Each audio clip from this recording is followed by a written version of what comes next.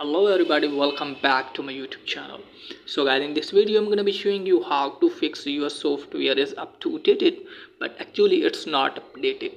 So how can you fix it? Just simply close this page.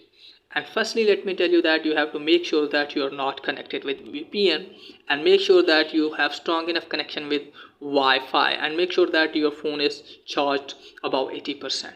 And now after that, what you need to do is just simply open settings.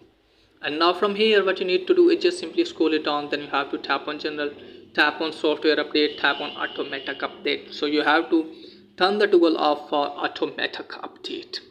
And now go back from here. And after that, what you need to do is just simply open settings again, scroll it down. Then you have to tap on profile downloaded.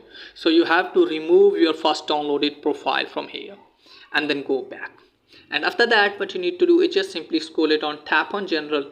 Now from here, what you need to do is just simply scroll it on all the way, tap on transfer reset iPhone.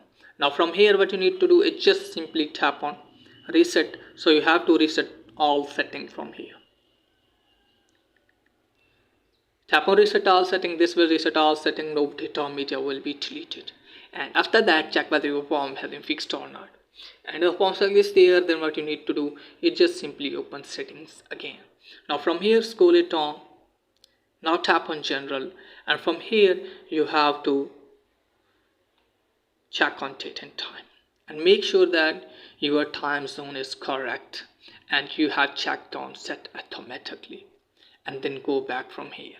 And after that, what you need to do is just simply open any browser in your phone. Like I am opening Spy browser from here.